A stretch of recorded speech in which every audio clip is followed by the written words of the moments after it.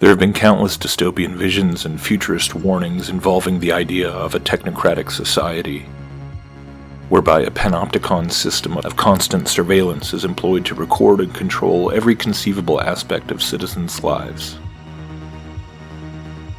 None of them, however, seem to have conceived of a scenario that could propel the adoption of such a system in the real world with more rapidity and scope than the declaration of a worldwide health emergency allegedly requiring the immediate implementation of a host of software and hardware applications which, coincidentally enough, didn't even exist prior to a few years ago.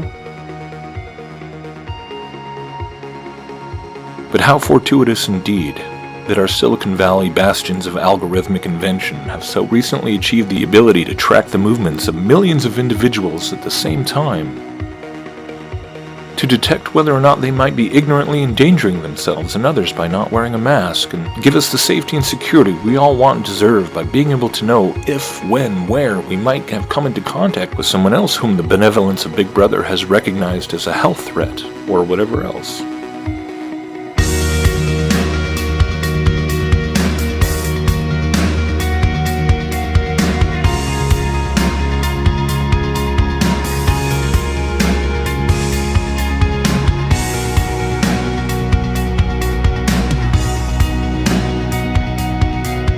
The irony, however, is that so many people either embrace being wrapped in the security blanket of the Internet of Everything and do virtually all they can to willingly download every big data intrusion app available, install every surveillance device on the market into their homes, and yes, even applaud the idea of social distancing software controlled by opaque public-private initiatives.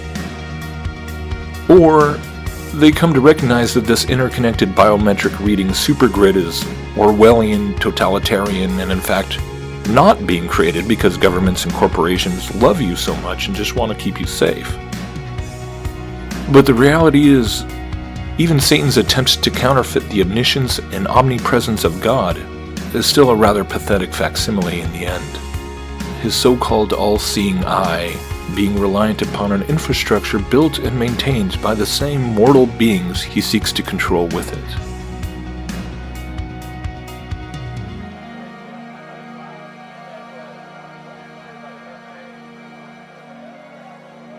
Jesus said, "Are not 2 sparrows sold for a copper coin, and not one of them falls to the ground apart from your Father's will? But the very hairs of your head are all numbered. Do not fear, therefore, you are of more value than many sparrows." But do we fully comprehend what this would really mean? To be able to know and count not just every sparrow and every hair on every head, not just every conceivable, quantifiable, physical thing that is, but every thought ever held by every human heart.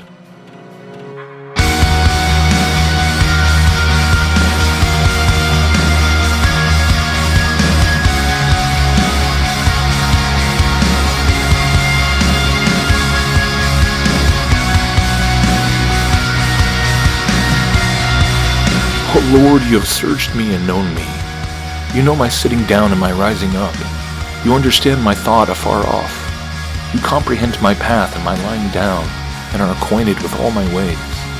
For there is not a word on my tongue, but behold, O Lord, you know it altogether. You have hedged me behind and before, and laid your hand upon me. Such knowledge is too wonderful for me. It is high, I cannot attain it. Where can I go from your spirit, or where can I flee from your presence? If I ascend into heaven, you are there. If I make my bed in hell, behold, you are there. If I take the wings of the morning and dwell in the uttermost parts of the sea, even there your hand shall lead me, and your right hand shall hold me. If I say, surely the darkness shall fall on me, even the night shall be light about me.